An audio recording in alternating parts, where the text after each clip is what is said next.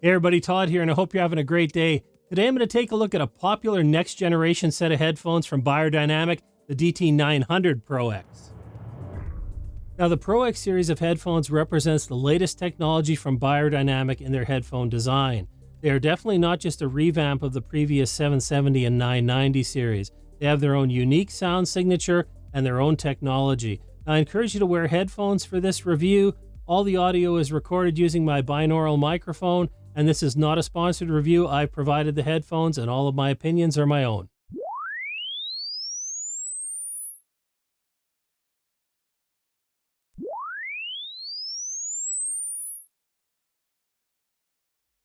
Now we look at the sine sweep comparison. We see here on a logarithmic basis that there is a roll-off below 100 Hertz and a slight boost just above there. Then there's a significant dip around 4K and a boost around 8.5K. There's also a bit of a roll-off above 10K, followed by kind of an abrupt jump back up at 20K. The linear analysis bears this out as well, a little more detail as far as the upper frequencies are concerned. We can see that roll-off at 4K, 8.5K boost, and then that slightly underrepresented upper frequencies. So we'll have to see what kind of signature that provides when we listen to the music.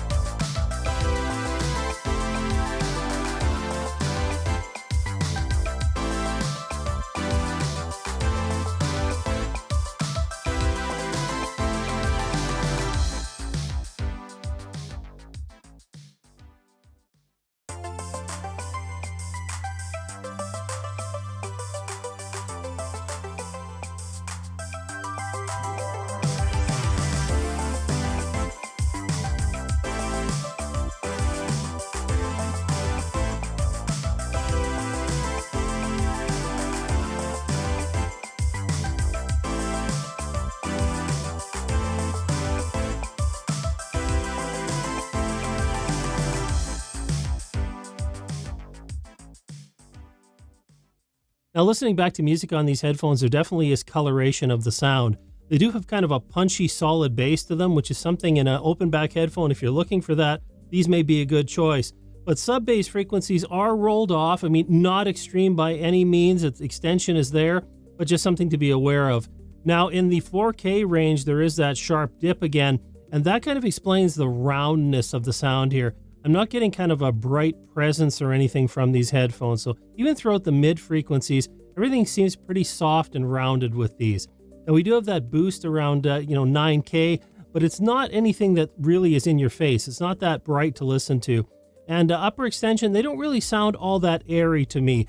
And looking at the linear analysis, we can see that as well. We definitely do have some roll off above 10K, and it's just kind of an abrupt boost right up again around 20K. So kind of explains the sound signature of these headphones. And looking at the direct comparison, we can see there's really three ranges where there's some significant deviation on these headphones. It's underrepresented around 4K, overrepresented around 8.5 to 9K, and then definitely a loss of some of those air frequencies. Looks like really around maybe 12, 13K up to about 18 or 19K. And that really does match up with the sound that I hear on the headphones. And of course, the extra resolution of the linear analysis shows us those three ranges again, where there is deviation from the direct file. These headphones have a coloration. It's not displeasing, but it's just something you need to know about. Now, I've loaded up the original direct recording as a reference in Isotope's audio lens so we can see the comparison against the sound through the DT990s. Pay particular attention to the mid frequencies here to listen for that rounding off of the overall tone.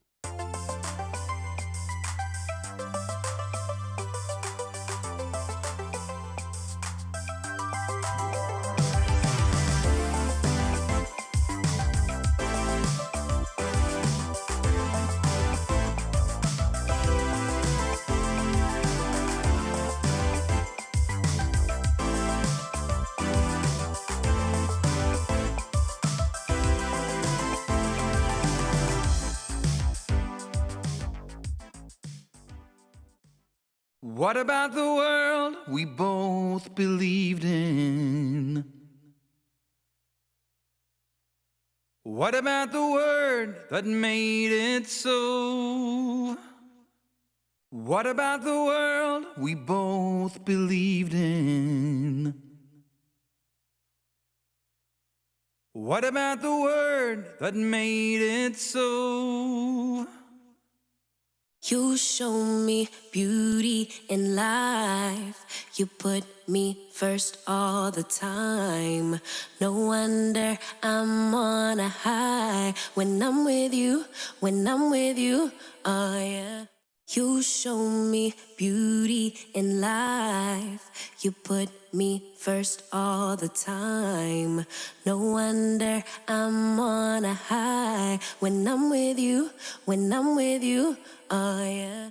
Now, the DT900 Pro X definitely have an impact on the way vocals are rendered. On the male vocal, I found that some of the articulation was lost as the sound was smoothed off overall. And when it came to the female vocals, some of those upper airy frequencies seemed to be understated, and it almost seemed a little more closed in to me than I would normally expect from a Beyerdynamic headphone. So these definitely have a unique signature, quite a bit different from the DT770 and DT990 models. And this is a sample of spoken word, so we can compare the sound of the recording directly versus the sound through the headphones. And this is a sample of spoken word, so we can compare the sound of the recording directly versus the sound through the headphones. Now for spoken word, I would say again, these headphones really take away some of the intelligibility. They really make everything kind of softer and rounder sounding. And looking at the logarithmic analysis here, we do have that cut in and around 4K, which really explains why we're missing some of that crispness in the speech here. There is again that boost around 8.5K. I didn't really find them overly sibilant in sound, so it's not excessive, but definitely there's coloration of the sound. Linear analysis just gives us a little more detail to look at here, but really a very similar effect on spoken word as we had in vocals with these headphones. Now there seems to be quite a lot of interest in these headphones for gaming, so let's listen to some game audio.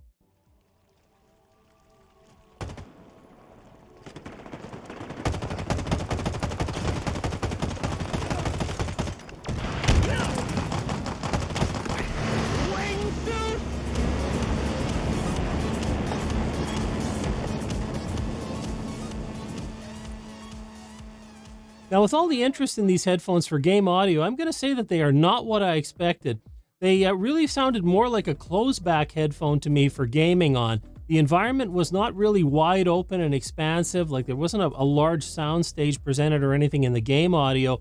The rolling off or smoothness of the sound with these headphones also meant that some things like footsteps and shots, bullets and that seemed to be underrepresented as well. So a kind of a different experience. Wouldn't be my first choice for game audio, but if you're very sensitive to those sort of very sharp, high-pitched transients, they may be right for you.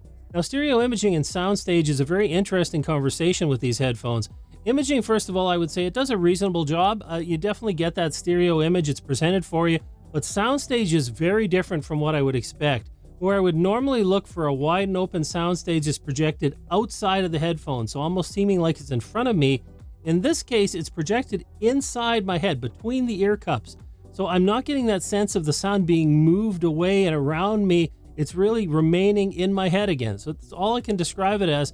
It's a very different experience than I expect from most open back headphones. And if Soundstage is important to you, you have to be aware that you're not going to get perhaps what you're used to. Now, looking at the build quality of these headphones, I have to say they are very well made. Metal construction, as I would expect, so really solid that way. We still have the exposed wire design that Beyerdynamic likes to use. That's one weakness of these headphones. I mean, you snag it, you're going to tear them. That's just how it is. Ear pads are very soft, a lot of comfort on that end of things. They don't fold up, they don't have a lot of articulation on them, so just something to be aware of. Of course, you do have the detachable cable, the 3-pin XLR. Nice to see here. You get two cables, both are straight cables. You get two adapters as well, so nice that you don't have to be swapping those back and forth. Overall, I expect these to be very durable headphone. They come with a carry pouch as well. It's a soft pouch, so it's not going to really protect a whole lot, but these aren't really meant for traveling. Now, without going into all the features and specifications on these headphones, a few key things here all revolve around that Stellar 45 driver. It's very easy to drive. You can get plenty of volume out of it no matter what source you're listening on. And it's also said to be very flexible, to explain why we get a lot of clarity even when we have some extreme dynamics and transients. And I did find that. I found them again to be very smooth, if anything else. Now, they also come with a couple of detachable cables, something different from the 770 and 990 series. They have the mini-xlr connector on them, but note that both are straight cables. We don't get a coiled option here, so depending which you prefer, that may or may not be an option. Overall, some new technology here, a departure from the sound we're used to hearing in the previous 990 and 770 models. So after all the audio tests and having a lot of hours on these headphones, I'll give you my final thoughts. First of all, these are a real departure from previous Beyerdynamic headphones. They do not have the same level of transient response in the mid and upper frequencies. That detail is not quite the same as what you'd get out of a 990 model headphone. Now, the low frequencies, on the other hand, are very well represented and not overcooked or boomy. So mixing the low end here, you're going to really get the detail you need. And so that's a great thing with these headphones. Upper frequencies, you're going to be hunting a little bit. I will say that. Now, quality of them, build is excellent, as I would expect from Beyerdynamic. They definitely are a step up even from the 990 model. Really solid.